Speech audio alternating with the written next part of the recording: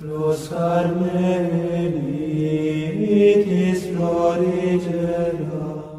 Queridos irmãos e irmãs em Cristo e no Carmelo, eu sou o Frei Juliano, membro da província carmelitana de Santo Elias, e este é o terceiro vídeo da série que estamos apresentando, dividida em 4 pequenos capítulos, sobre os 4 graus da oração em Santa Teresa de Jesus. No primeiro vídeo, falamos sobre o primeiro grau da oração, a oração ascética. No vídeo anterior, tratamos sobre a oração de quietude no segundo grau. Antes, porém, de passarmos para o terceiro grau, recordemos algumas coisas importantes. Aqui estamos falando sobre os graus da oração em Santa Teresa de Jesus, no livro da Vida, porque a santa também trata deste assunto em outras obras. No caso do livro da Vida, Santa Teresa fala dos graus da oração entre os capítulos 11 e 22. Para Santa Teresa, aquele que deseja iniciar a vida de oração é como quem precisa plantar um jardim em terra árida. Esta terra seca, árida, é a nossa alma. O dono desta terra é Deus e nós somos o jardineiro. Santa Teresa apresenta um método de oração contendo 4 modos diferentes de levar a água para este jardim. No primeiro grau da oração, o jardineiro deve conseguir a água com a ajuda de um pequeno balde, tirando-a de um poço fundo. No segundo grau, o jardineiro pode usar nora e alcatruzes movidos por um torno, como vimos no vídeo anterior. Conheceremos agora o terceiro grau da oração, ou seja, o terceiro modo de levar água para a nossa terra. A terceira água usada para regar o jardim é vinda de um rio ou arroio. Como no grau anterior, também este exige do jardineiro mais trabalho no começo. Afinal, ele precisará canalizar a água de um rio ou de uma fonte, fazendo-a passar no meio do jardim. Apesar de tanto esforço no início, o jardineiro poderá depois deleitar-se ao ver o jardim bem irrigado. A suavidade e a consolação é bem maior nessa forma de cultivo do que nas outras. Aqui, Deus mesmo, algumas vezes, fará o trabalho do jardineiro. A alma que atinge este grau de oração é incapaz de explicá-lo, pois as graças que alcança são tão grandes que a compreensão humana não consegue alcançá-las. A incompreensão pode ser tamanho a ponto da alma não desejar nem seguir adiante, nem retroceder. Segundo Santa Teresa, o Senhor prepara para quem chega a este ponto cruz pesada e leve ao mesmo tempo. Pesada porque, apesar da suavidade, a alma nunca deseja descansar.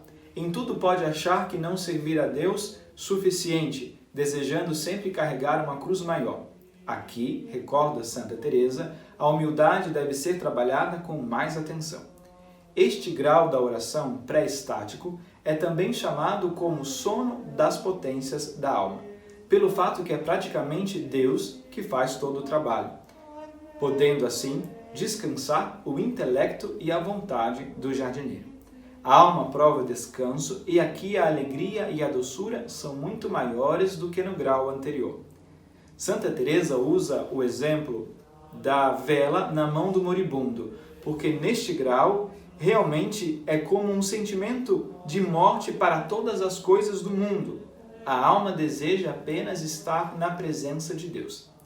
Teresa, quando fala deste grau da oração, no capítulo 16 do livro da Vida, diz ter experimentado este modo de oração uns 5 ou 6 anos atrás. Referia-se às experiências de oração que teve no ano de 1559, ou seja, já na idade de 44 anos. Para ela, foi difícil a passagem do segundo para o terceiro grau. Somente depois, Santa Teresa percebeu a diferença. Quem chega a esse grau prova um amor tão grande que se sente fora do próprio corpo sem saber como. É como estar louco por amor, diz Santa Teresa, sabendo que não merece dom tão precioso. A alma deseja estar livre das preocupações do mundo, como comer, beber, dormir, porque neste ponto não deseja mais viver em si mesmo, mas em Deus. É um grau da oração onde o jardineiro pode descansar nos braços do Senhor. É um total abandono nos braços de Deus. Não importa onde este o levaria, seja para o céu ou para o inferno, o jardineiro o acompanharia feliz. Se chegar à morte é justamente o que deseja, mas se pelo contrário for necessário viver, tudo bem, porque a alma não pertence mais ao jardineiro, já é toda de Deus.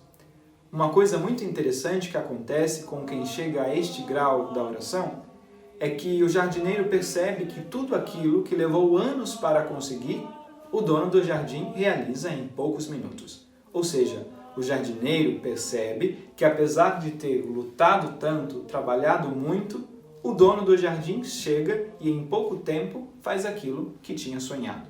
Somente aí o jardineiro poderá então sentir o perfume das flores e aproveitar da beleza daquele jardim. Aqui também a humildade deve ser grande, porque devemos aceitar que não somos nada diante de Deus. Quando falamos neste grau sobre uma quase total união da alma com Deus, não é nada mais do que o fato de conformar a nossa vontade com a vontade divina. Quando chegarmos a este ponto, nada mais neste mundo poderá nos decepcionar. Uma das diferenças da oração de quietude, que vimos no vídeo anterior, é que no segundo grau, a alma deseja estar no santo ócio de Maria. Recordamos aqui a visita que Jesus fez às irmãs de Lázaro, Marta e Maria.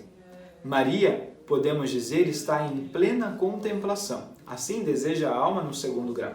Mas aqui poderá também fazer a parte de Marta, ou seja, entende que é possível conciliar vida ativa e vida contemplativa. Essa é uma grande característica da espiritualidade carmelitana. Mas, apesar de muito bom, este grau de oração ainda não é perfeito, porque apesar de ter a elevação da vontade e do intelecto, ou seja, de não desejar nada e de não precisar raciocinar estando muito ocupado com as coisas de Deus, permanecem em atividade a memória e a imaginação, chamada por Santa Teresa de louca. Essa louca, sentindo-se sozinha, muitas vezes pode tentar colocar tudo a perder, impedindo a alma de dedicar-se totalmente a Deus. O remédio encontrado por Santa Teresa depois de anos de luta é não dar ouvidos à imaginação, do mesmo modo quando escutamos o discurso de um louco. Deixar a imaginação com sua teimosia e não lutar contra ela, porque apenas Deus pode tirá-la. Por fim, uma recordação de Santa Teresa para este grau. Quando a alma recebe essas consolações e precioso repouso, também o corpo participa dessas alegrias. Nossas virtudes atingem um grau muito maior, ou seja, Santa Teresa diz que também o nosso corpo se manifesta quando chegamos a este grau. Por isso é fácil saber quem tem vida de oração. As ações das pessoas fazem com que isso transpareça. Uma boa oração a todos, até o próximo encontro, fiquem com Deus.